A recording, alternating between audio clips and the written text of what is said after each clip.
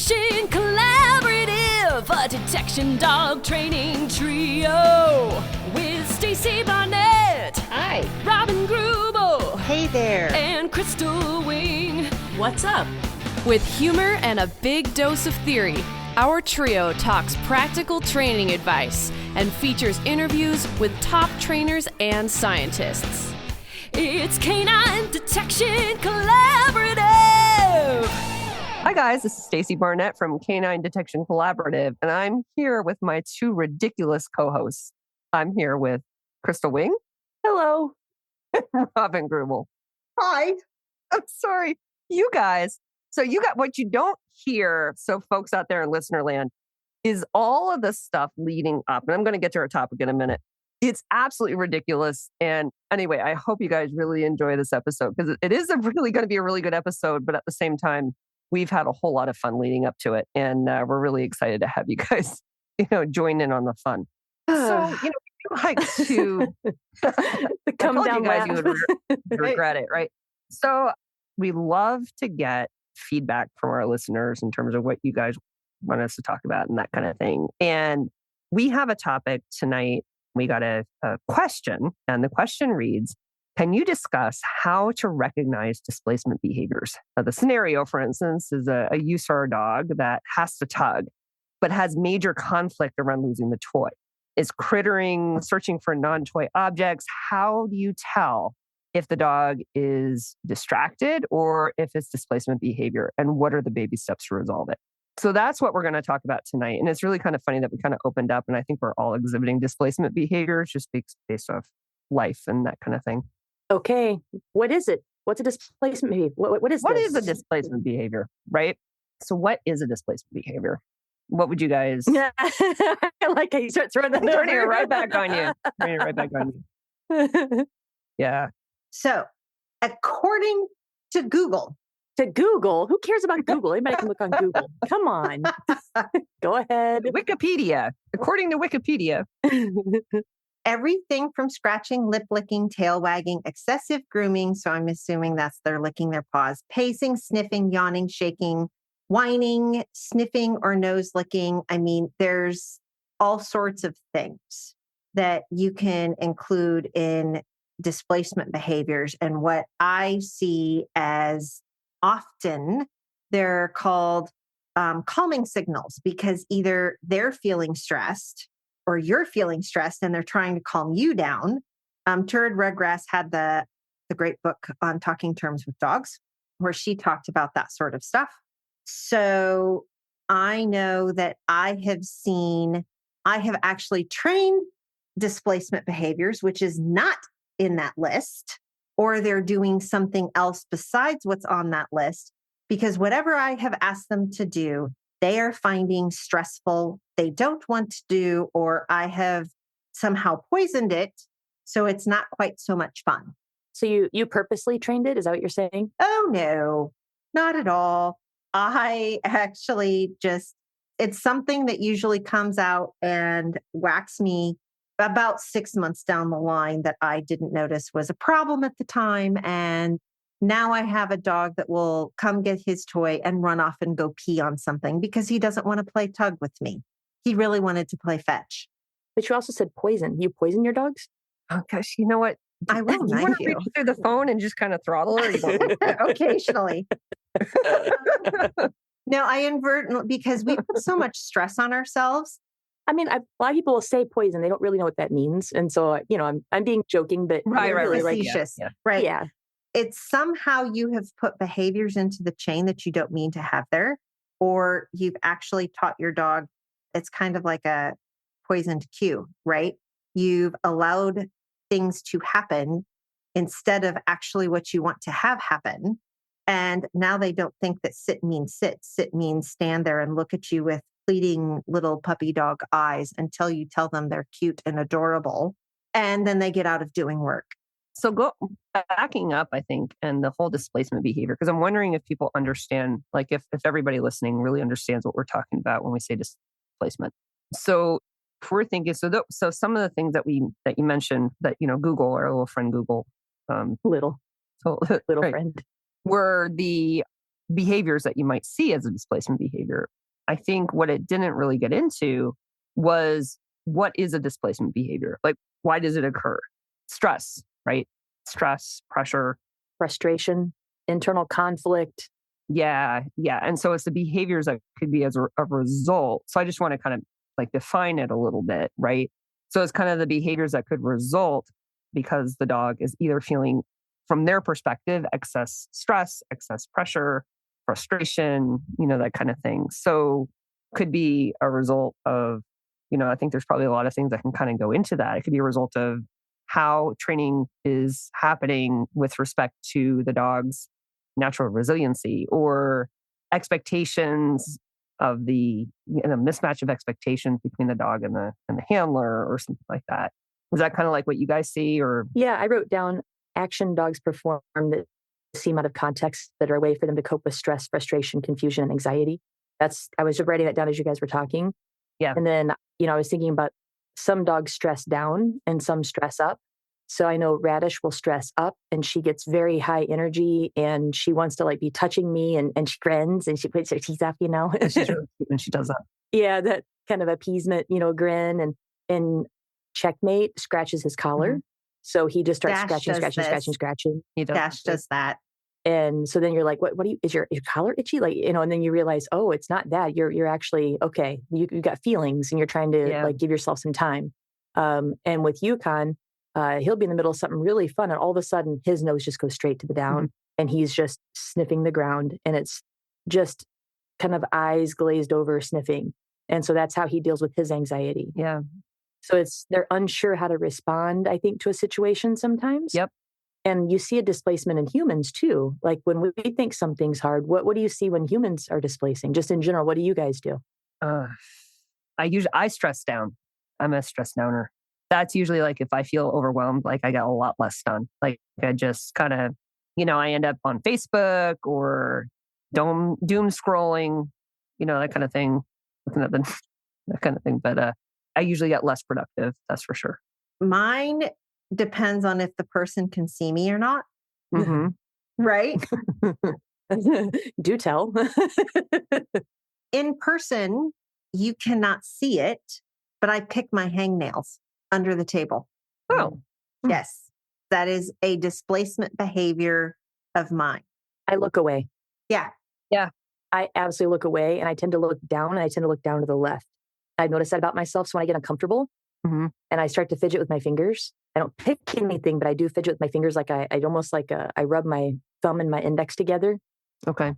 So those are some of the things. And then, or if I'm like, I might stress up and I get really active to try to overcome the situation and then change what's happening. So that's my other displace where I'm like, whoa, okay, guys, yeah. And I go the other way and I'm like, okay, now I feel like my Malinois. Right. Yeah.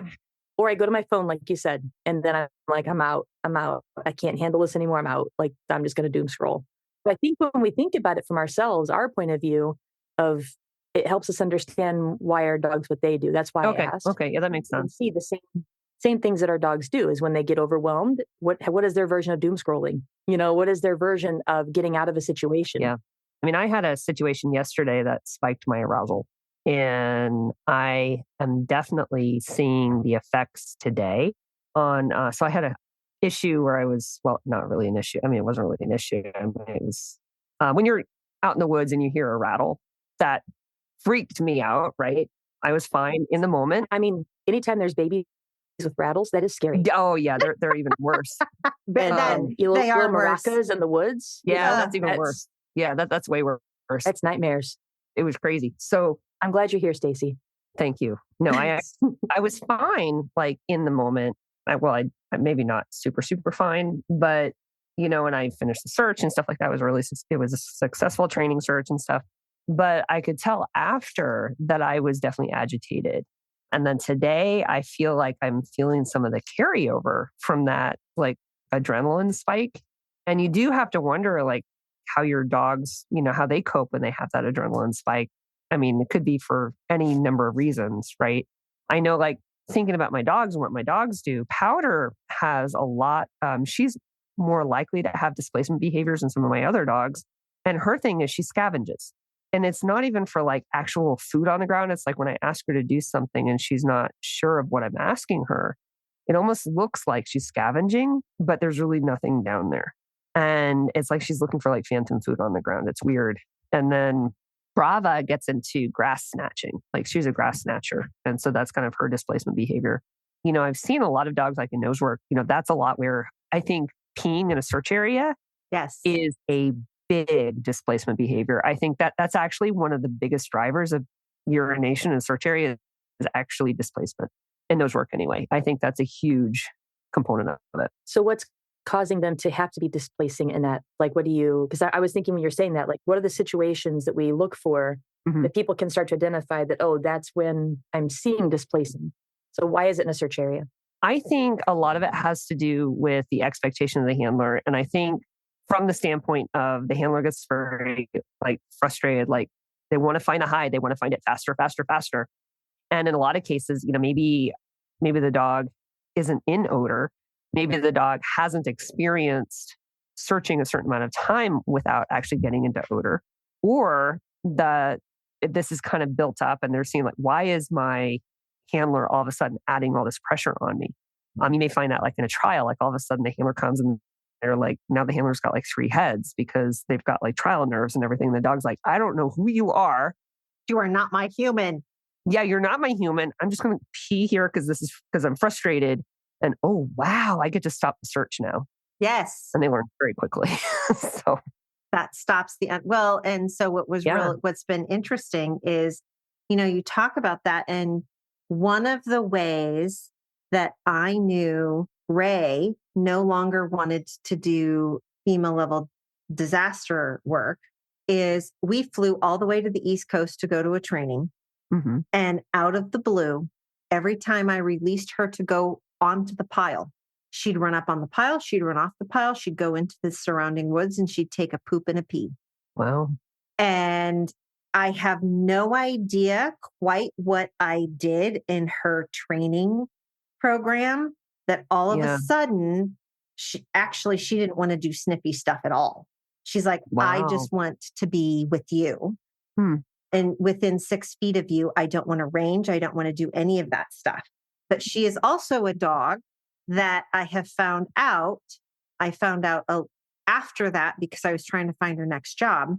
If she perceived something as a correction, she literally decided she no longer wanted to do the thing ever. Wow. She's that soft? She is that soft. And you would not think that out of her.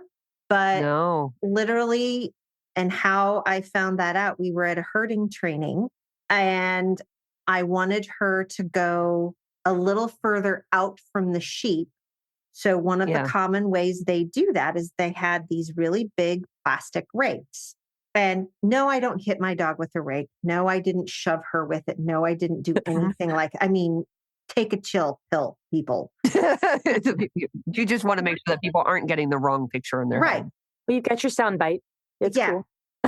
I take a rake to my dog. Done. Sound bite's done. There you go. We all do it. We all take rakes to our dogs. No. All I did was pushed her shoulder.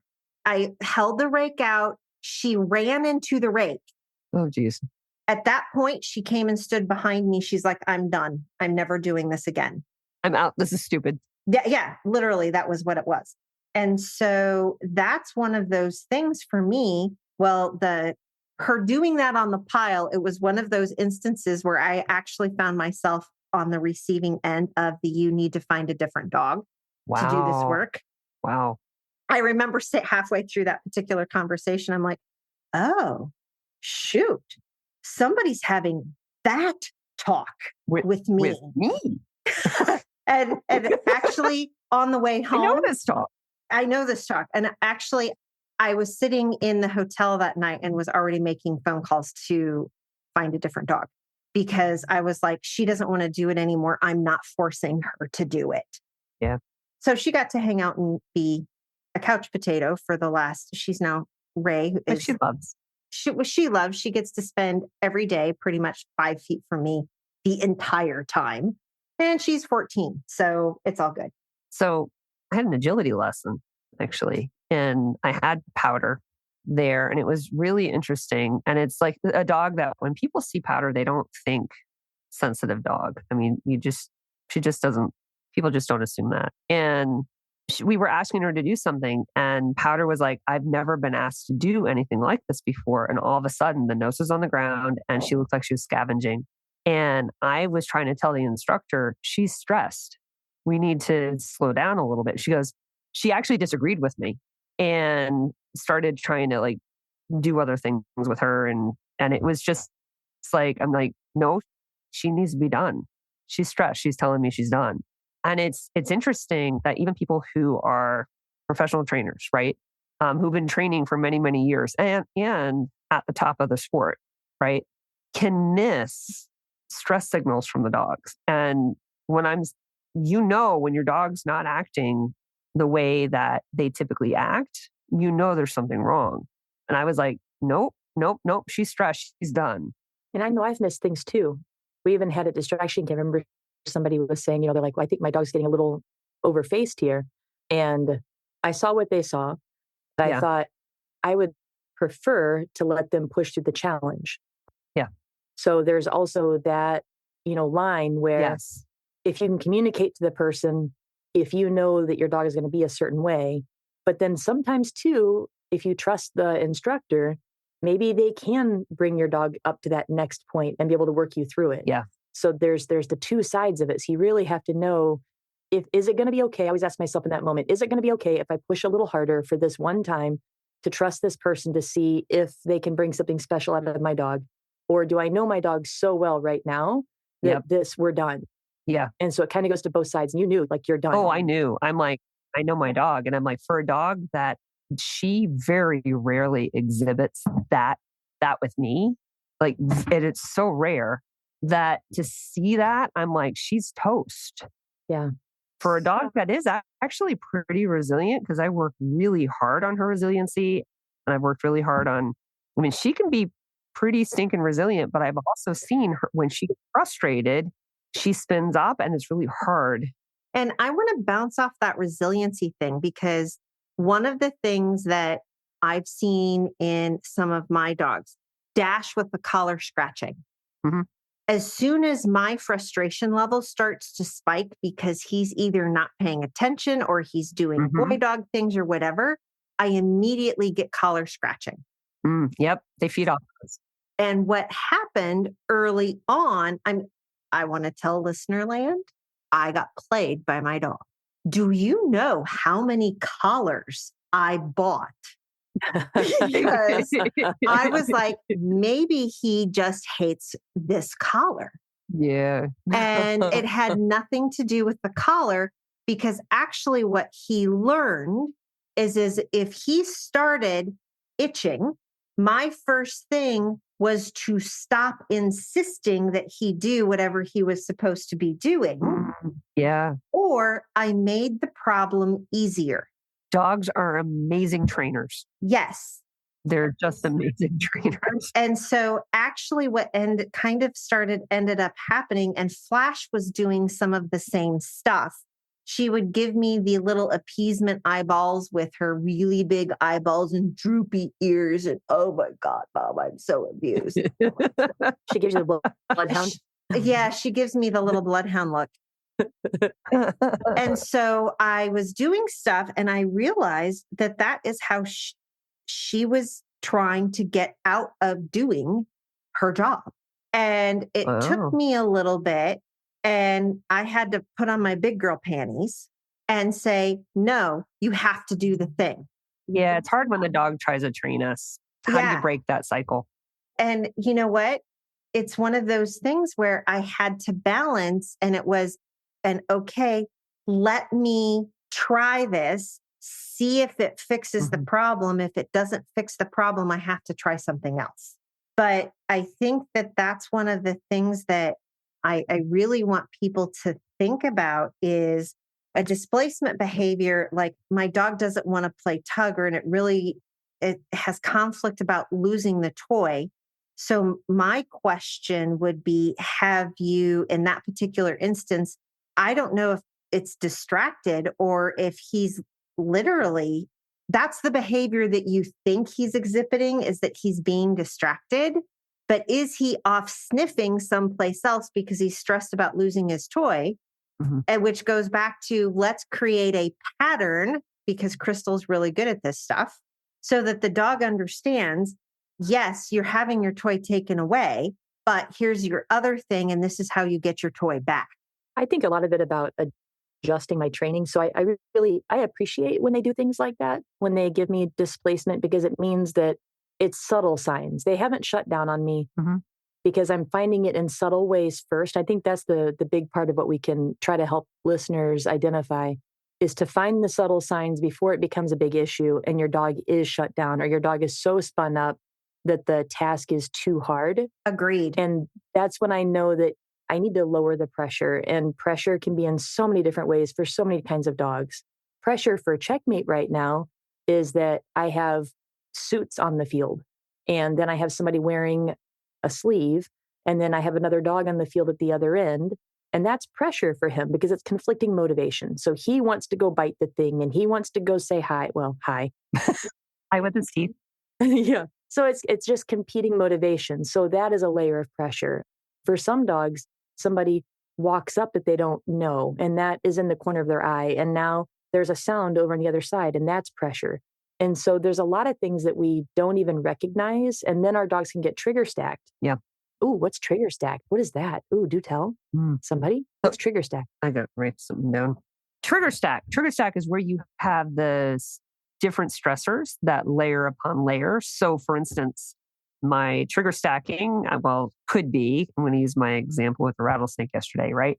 That was a stressor. Now, had I then been in, now this didn't happen. This is hypothetical, like truly hypothetical. I'm not like laughing, haha, hypothetical, but like truly hypothetical. And then let's say I'm driving home from training and I get in and I'm driving and somebody cuts me off, right? Normally that may not bother me. I'd be like a jerk or whatever. I might say something a little bit stronger. But if you layer that on top of the stress that you may already be carrying, and then let's say you get home and something else very small happens, those sorts of things, when they start to add up, little things start to feel very, very big. And you can end up, and this happens with our dogs, where you end up having a reaction to something that is way in excess of what you would expect for that incident. So for instance, you come home and power goes out or something, and something where you'd be like, oh, darn, you could just like completely lose it, right? Because you've had this stack of stressors, right? All day. That then it makes right, exactly. Right. That then it just kind of accumulates. So it's accumulated stress, I guess is a good way of saying that. And then their action is out of proportion. The epitome of trigger stacking for me, when I think about me taking Nico and putting him on a plane and making him fly someplace, and then I immediately expect him to be able to get out of the car and go to work. There's being in that sort of an atmosphere where, you know what? No, you're a 75-pound pointy-eared dog who now has 3 people, including your mom, with their legs over the top of you. You have to sit on a plane and be quiet for 2 hours and not move. That's hard. That's hard. That's hard for any dog, but yeah. All of these things. So trigger stacking, and I actually really think that's probably one of the things that happened to Ray, is because that was one of the first times I flew with her. Oh. She got out there and she's like, dude, I'm done. Yeah. And I kept forcing her to do stuff. And then she's like, no, now I'm really done. Just take me home. I'm going to go eat bonbons. Thanks. I find with Powder, with her displacement behavior, seems to be triggered by confusion. And for me, what I had to do was really try to understand, how does my dog think and what is the most effective way to train her? And so when I do things that are obedience related, or I do things that are not searching related, like searching related, she's like, that's the best thing in the world. Anything with searching, like she's like all in 100%, right? It's when I teach other behaviors that are a little bit more prescriptive. If I lump too much, if I ask her to do something that's too different than something that I've already asked her to do and she gets confused, it's kind of like she's like, I'm confused. I don't know what to do. I don't know what to do. I'm confused. What do you want me to? And she spins up. And that spinning up actually creates that displacement behavior. So I've found that I need to really, really split out that behavior and give her a release. It was really interesting when I was out in Iowa. I think you both saw this, where all of a sudden Powder learned how to do a hold. And it's like a dog that struggles with duration behaviors because she has to be still. Like stillness is just really hard for this dog. And trying to get her to hold a bumper, it was just so hard. Then all of a sudden, because like I would start asking her, would you hold it? Right. And she'd kind of get worse and worse every time. It's like all of a sudden now she's like, I'll put my little tiny teeth on it. And then she would get to the point where she'd kind of look away like, no, I don't want to hold this at all. And I found out that if I reinforced her instead of by handing her the food, by throwing the food and giving her a chance to have like to chase the cookie and to have that release in, I don't know, like one session. I think it was like one session. She went to like holding the bumper while I walked around the room. Right. And it was amazing. And it was just like, she just had to have that stress relief in there. And I had to split it and I had to think about it differently. I think that one of the things to start recognizing is we're talking about the extremes, okay, Ray pooping and peeing on the pile, Dash doing collar itching, all of those sorts of things. But some of the subtle behaviors that your dog does, if they are, displacement behavior, the sniffing is a big thing. Yeah. Just dropping their nose and sniffing. Are they engaged with you if they're sniffing the ground? Yeah. Or like even searching, like the dogs that do like the sniffing, they start, the self-employment kind of sniffing novel odors. Right. That could very well be a displacement behavior. Right. How do you distinguish your displacement behaviors from your normal actions? Like how do you prevent misinterpretation? So when you're helping a team and you're watching, how do you know it's displacement? Because you don't even know the dog, but we all know when we see it. So what do we see? I see lack of engagement. What is that though? Like, give me some example. Because that's what people need for this. Ah, dang. I know, because it is subtle. And that's the thing. No, it is subtle. Because it's subtle. If you can grab it when it's subtle and it's not a big deal yet, you can help the dog and you can break the task down. You can lower the criteria. You can give the dog a break. So often, like with Yukon, he just needed a break. So I have go sniff. Yep. And he gets to go sniff because that's what he needs to do to decompress. Whereas like I'm a person, I literally shake it off. Like I shake my fingers and my hands and my arms and I'm like, whew, okay, let's go. And I can go right back to work. And that's like what my Mal does. But other dogs need to go sniff, go run, go something, and then they can come back and do it and give it their full. You only have so much focus. It's a finite skill. And I think we ask our dogs often to have focus for too long and they just can't. We haven't taught focus as a thing. Right. Or yes, and right. I think in a lot of cases, there's a mismatch between the expectation that the handler has and the reinforcement history that they've built with a dog. So it's all of a sudden, and you say it's like, well, now my dog can find one hide. Well, find two hides. Faster, faster, faster. Find it. Next thing you know, the dog's like, I'm not finding it. And you realize that the strength of the hide, your dog knows it's there. But you've put so much pressure on trying to find, you found one hide. I got my green ribbon. Well, now let's go and let's do two hides. So what is the dog doing? Like, tell me what you can see the dog doing. Because I can tell you right now what I can see Yukon doing. So you tell me what you see in the dog. So what I would see with the dog is I would see literally, in some cases, sniffing, like more like distraction sniffing, like more engaged in the environment than actually engaged in trying to find target odor. Getting interested in dog smells. I think of that as, are they doing sniff and dismiss or are they lingering? Because if they are still actively hunting for target odor. Right. Good distinction. Right. They will sniff and dismiss something. And I think about this sometimes. You could be on a rubble pile and all of a sudden my cadaver dog or whatever dog I'm watching start sniffing the concrete like they are trying to do a line of coke. That's not like, that was literally. I can see you were struggling to find the visual. Yeah, I was and struggling she went there. I went there. That's where Robin went. Because that's actually how I've had somebody describe systematic searching to me. The dog was systematically searching on the rubble pile. And that's not what we need disaster dogs to be doing. No, you're looking for, right, large odor. Yeah. And so are they going to a type of searching that is and hunting that is not their typical task?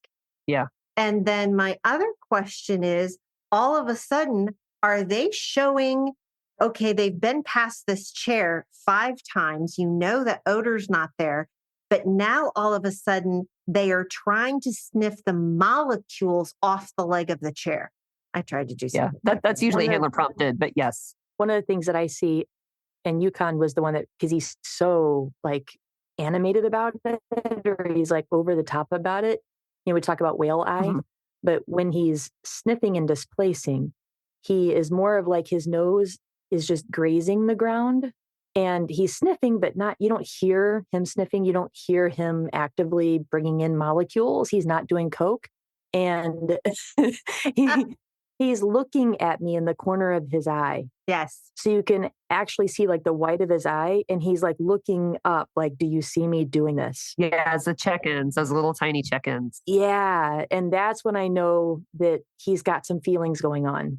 And so that's when I'm like, okay, I need to assess this situation and how can I get him more comfortable to be able to do what he needs to do? Yeah. Right. I've seen it with, going back to my powder example, because I have seen that behavior in searching, and it's usually when I don't have her engaged well enough. And so I release her from the start line, if she does not start active hunting for target odor, if instead I start to see the nose on the ground and she's like more like, it's more an environmental, like almost like, is there something on the ground? And just more like exploratory versus actual hunting. At that point, I usually stop the search. I make sure I get my dog engaged. I restart the search and then I have a dog again. And it's a matter of making sure I have an engaged dog. So that's not necessarily a stress behavior. It's having that with that. If you don't have the right focus, because I think all of this kind of leads into focus. You don't have that right focus. You don't have that right engagement. You're just setting yourself up for more of those behaviors. And I think if you do that frequently and you don't address it, it can turn into a big problem eventually. You do have to kind of start to recognize it. Like, is your dog engaged? Right. Is your dog focused? I just wrote this down when you were saying that. You just said it. I love it. But I was thinking that unresolved stress and not looking at this and taking care of this is leading to chronic anxiety, behavior problems. Yeah, right. I wrote down that like consistently ignoring is stress, anxiety, aggression even. Yeah. Right. I see those things. And that's what happens if you don't start seeing these subtle signs early on. Yeah. It's more than just shutting down. Right. You can really create some big problems. Yeah. Sorry, Robin, I just got excited. No, I totally agree with you because it's can you figure out what the stressor is? Then I know teaching with you guys at Distraction Camp, we're often watching students at a distance. Yep. And we actually have that discussion sometimes in the background. Is that a displacement behavior or is the dog or what's going on? And it might take a sample size of 2 or 3 even for us to figure out if it's because you're looking for a pattern. Right. You're looking for patterns. And, that's why Dash's pattern of no, every time we're going to walk up to a car, all of a sudden you start scratching. I'm like, okay, don't be a jerk. But I had allowed him. Yes, he might have been uncomfortable a couple of times. I didn't recognize it as displacement behavior. So now it became, oh, you're scratching. Guess what? I step back over to you. I give you cookies to make sure you're engaged. Guess what I just reinforced? Yeah. Yeah. Right? If you don't want to put that into your behavior chain. Correct. Yeah. And what I've started doing is just looking at him and going, actually doing a light collar correction. Hey, knock it off. Come on, let's go to work. And then I counter that with, let's go to work. Very straightforward hide. We're going to win. A huge play. We're done. And so I need some of that because I need him to understand just because you offer me something like collar scratch, it's not going to get you out of work. So I think like with powder, it's not getting Like with hers, it's not trying to get out of work. It is literally like, I just don't have the squirrels aligned. Like, the whole squirrels in her rate, they're just not aligned. They're just like, she's just like, my squirrels aren't ready right now. They're just they're all over the place. I don't know what to do with my brain. I don't know how to cope with what's going through, like what my body's feeling. I just don't know. I don't know what to do with this. I think it's more that with her. So with her, I have to kind of just stop, and I take her to the side, and I just like, all right, sweetheart, we're going to get engaged. And it's a true restart. But first I do things like a little bit of catching cookies, something to get her, sometimes like her arousal is actually too low, which is weird. And just kind of like a little bit of just pop up the focus just a little bit, and then a full reset, ask her to search. And I can almost guarantee you that I'm going to have a dog that's right on task at that. And it really just seems to be like she just needs to have everything just kind of brought together for her, and just kind of, and it's usually what happens. The cause of it is usually that I've taken for granted that I generally have a very engaged dog. So I pull her out of the van, I rush the start line or whatever, because we're doing a drop in a class or something. And I haven't taken care of her needs to get engaged. So it's usually shame on me. I didn't do my job. That's where I am. That's exactly where I go. When I see that's usually my problem. Collar scratching, I see so checkmate's the collar scratch. When I see that, it's oftentimes in the very beginning of the session. And what I've learned with him is I don't have the arousal right. Right. And I always say hashtag pay attention, because I need to pay attention to my environment. I also need to pay attention to myself, because sometimes it's me. Right. And I found that with him because he's so in tune to me. And see, Powder's the same way. I'm wanting to get out there and get the thing done. And I'm excited to train. And he's like, dude, you just got me out of the car. Yeah. I was napping like, what? For a second. We're in a harness. What? I'm going now, yeah. And so I have to assess my environment. I have to assess myself. And it just gives me that second. When he does that, I think, okay, this is me shaking off too. Like, back up for a second, look around. What is it that's causing these feelings? And can I, in an easy, quick way, adjust something, manage myself, my dog, my situation, my environment, so that we can come out here and be a better team together? And oftentimes it's an arousal thing, because if their arousal is too low, they're way too involved in their environment anyway, and everything around them is already coming in. Yep. So it's just a matter of kind of getting them up a little bit.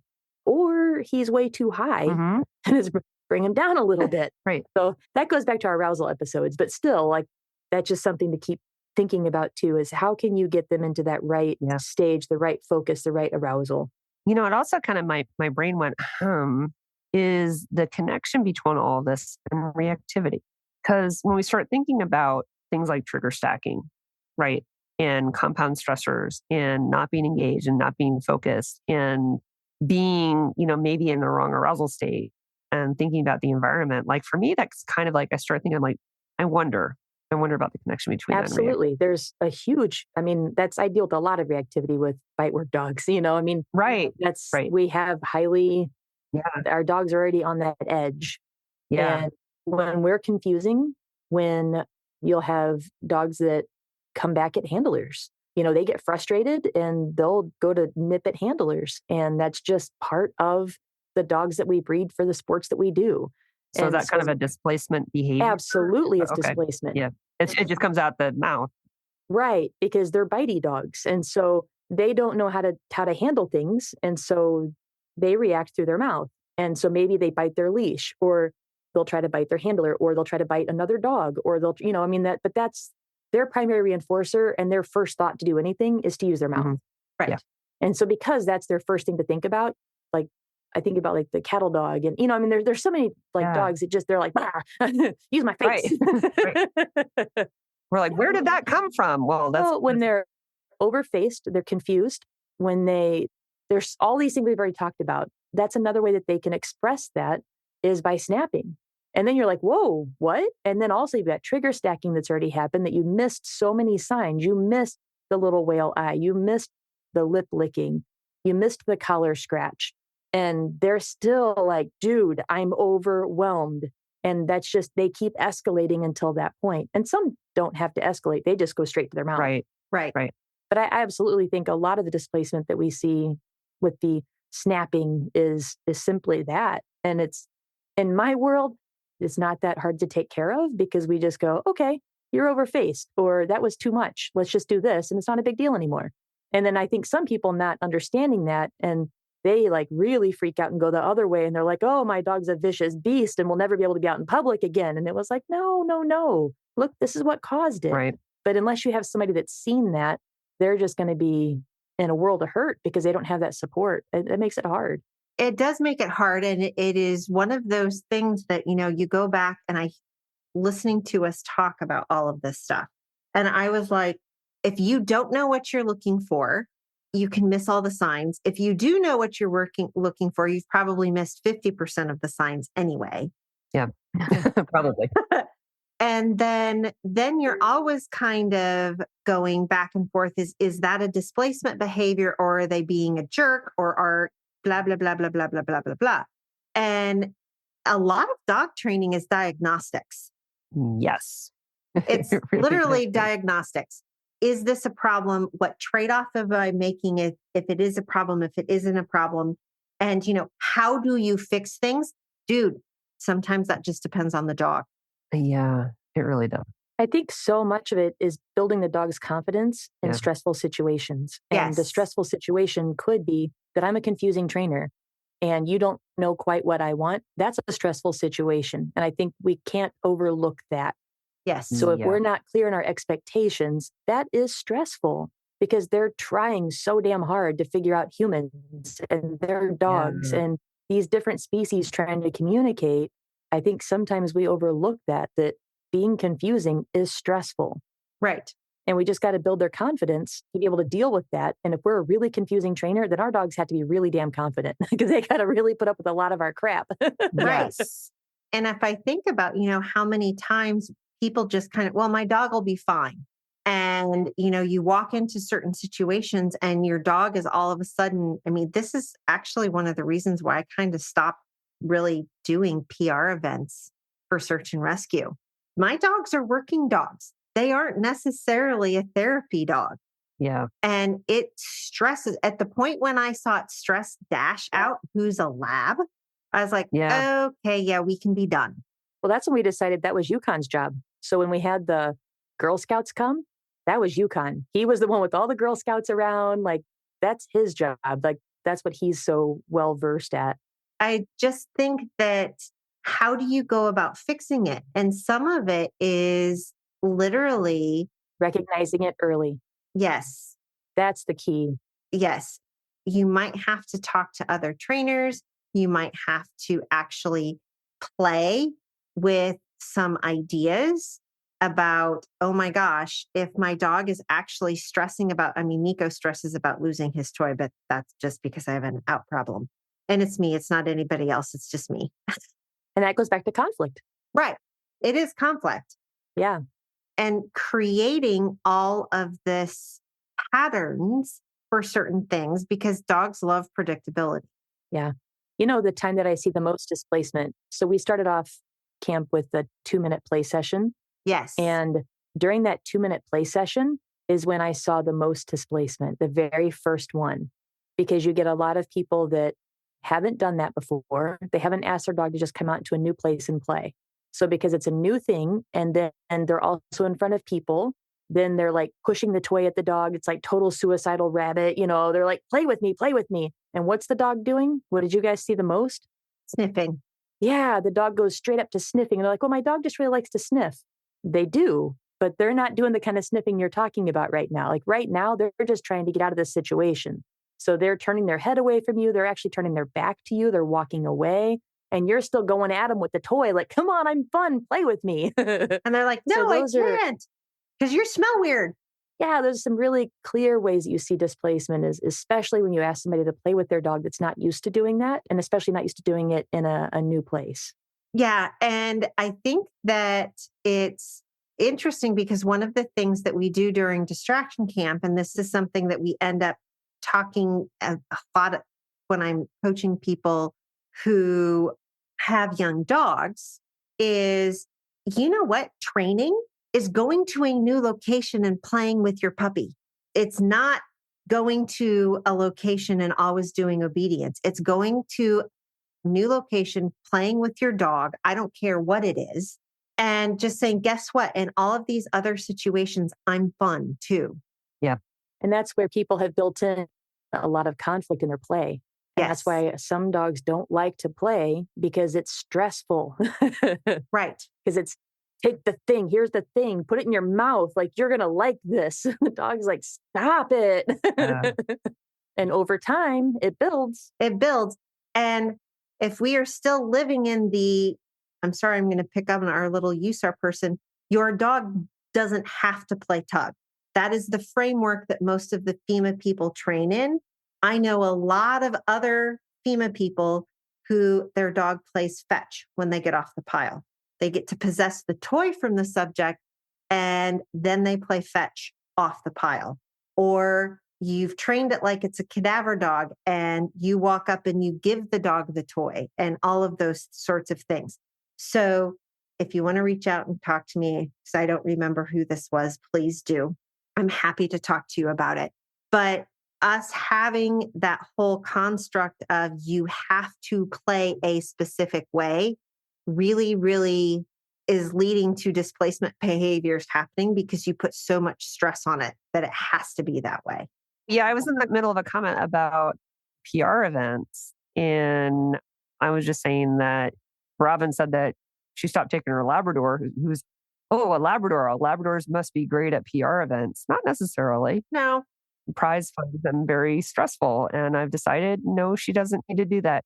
When she goes out and she searches and we train, she's doing it for the ball. She's actually not doing it for the people. It's the ball. And she's got a very specific, this is what she wants to do. And PR events are not really kind of what she wants to do. Which is funny that the Dutch Shepherd's the one that's the PR dog. Yes, exactly. Well, I'm just saying she's not into it. Okay, ladies, takeaways.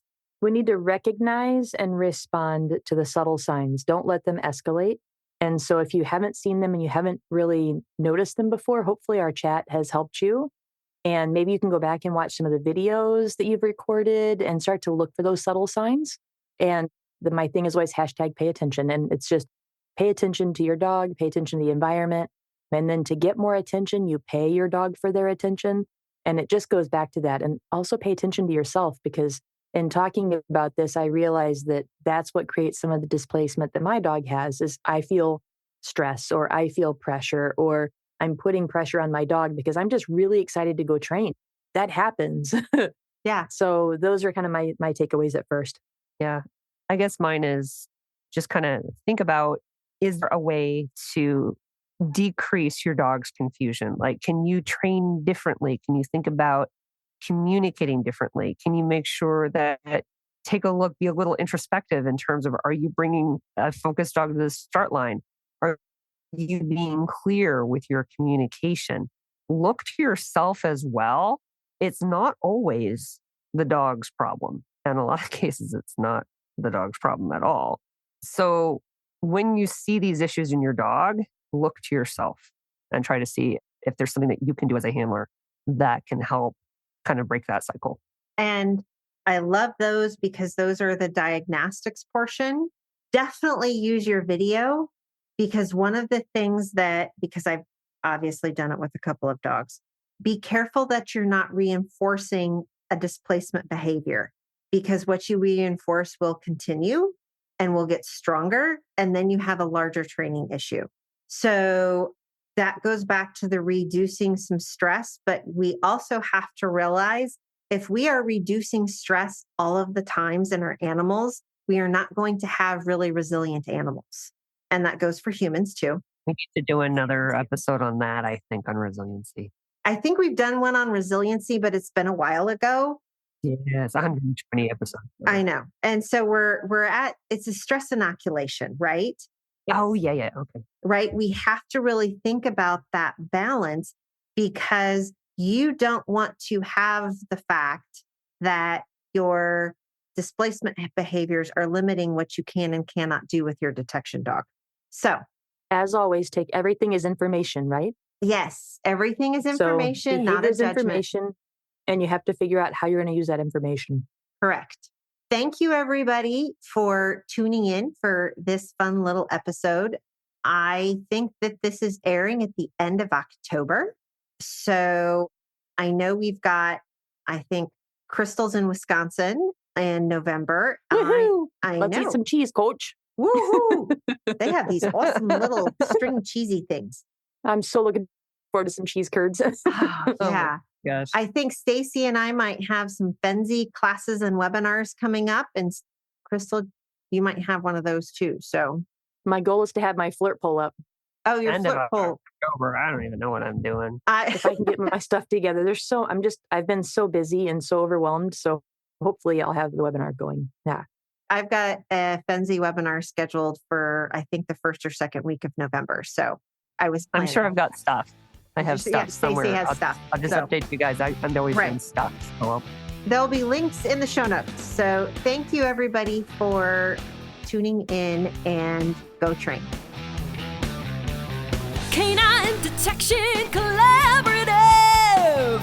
We appreciate the time you spend with us. If you liked this episode, not only should you follow us so you don't miss the next one, but please also rate and review us in your favorite podcast app. For info on collaborating with us, go to k9detectioncollaborative.com. That's K9detectioncollaborative.com, where you can find our socials and pick up our latest monthly freebie. Join us again to talk training in the next episode.